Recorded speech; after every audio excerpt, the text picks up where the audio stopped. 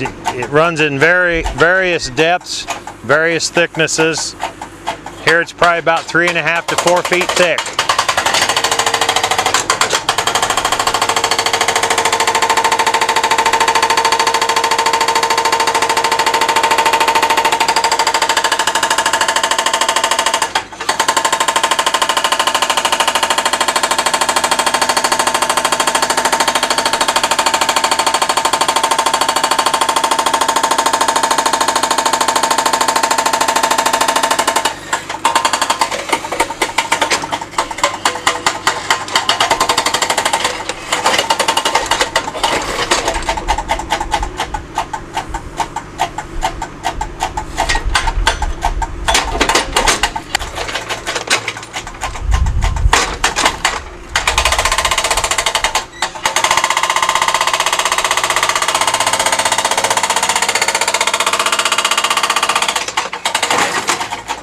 See, in the battle of Flint and man, the jackhammer wins every time.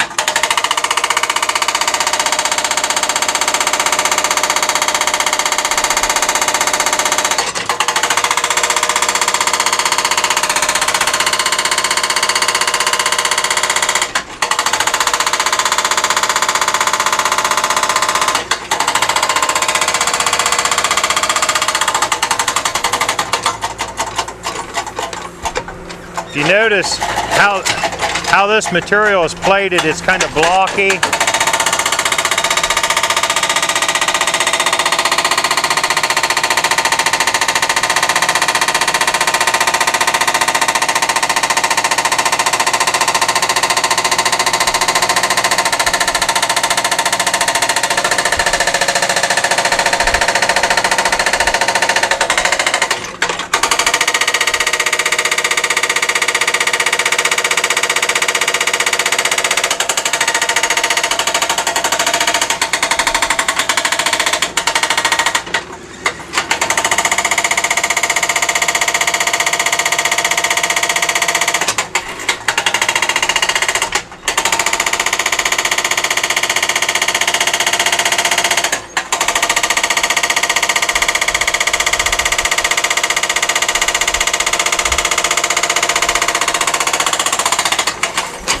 There we go. Look at the reds in there.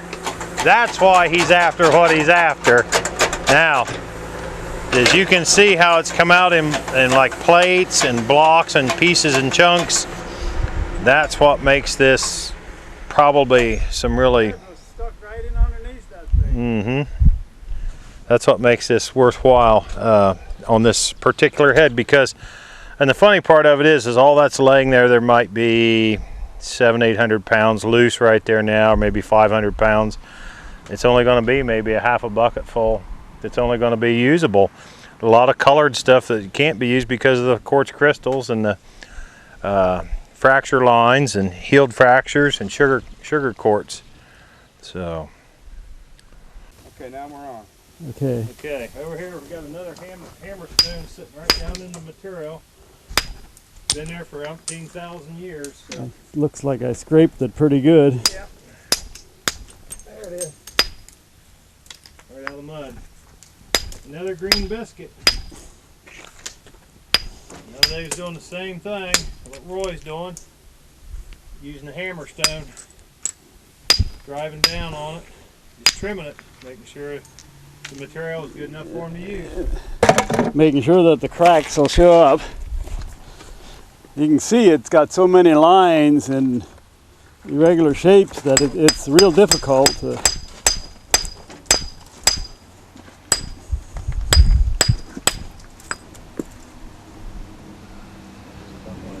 it gets where you don't know where to hit, but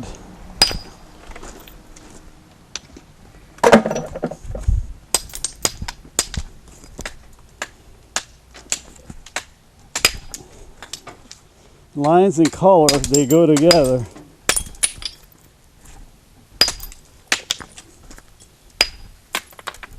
There you go. Pieces.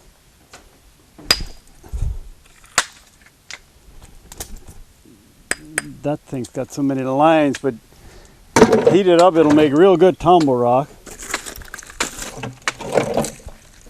for lapidary rock.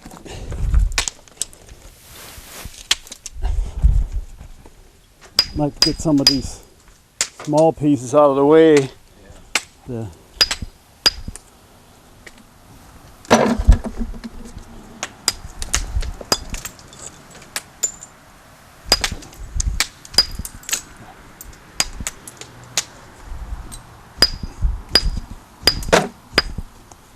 Okay, it's basically just check every piece. As you know, you have to test every piece for what it is. If it's for lapidary rock or is it for napping rock, you can see the lines and cracks. Then that's why it did not want to come apart when we were on there with that hydraulic hammer. It just so many different fractures running every which way.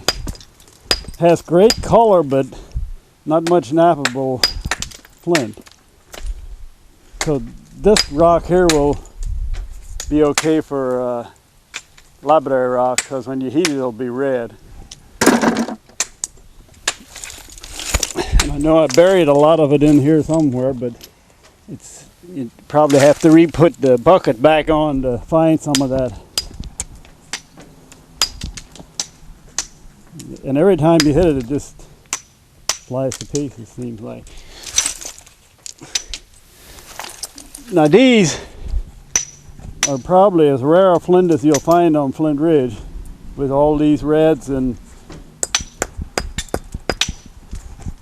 so I'm trying to do it a little more careful. Make sure I don't get a lot of unnecessary breaks in it. Because a 6-inch arrowhead can be a 2-inch arrowhead in no time.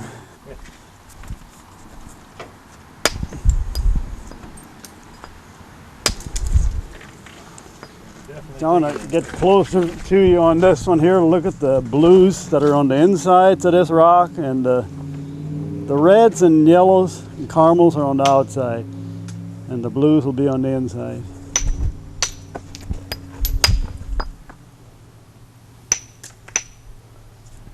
This is really an exceptional colored piece.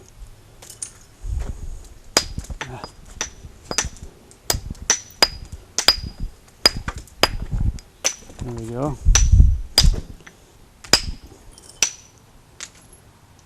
Look at the colors in that. Wow. Woo. Smoking. Yeah.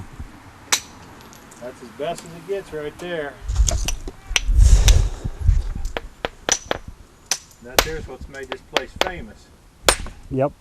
This color exactly like that. So that's what I do instead of slabbing it. Wow. Took it right on the line, didn't it? Yeah.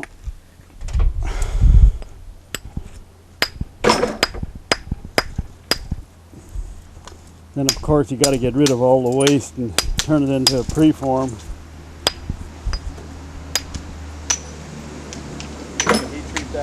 Yeah, you can, or you just tumble it the way it is. You want some of those for tumble? Those would be, get your bucket up here where I can pitch them right in there.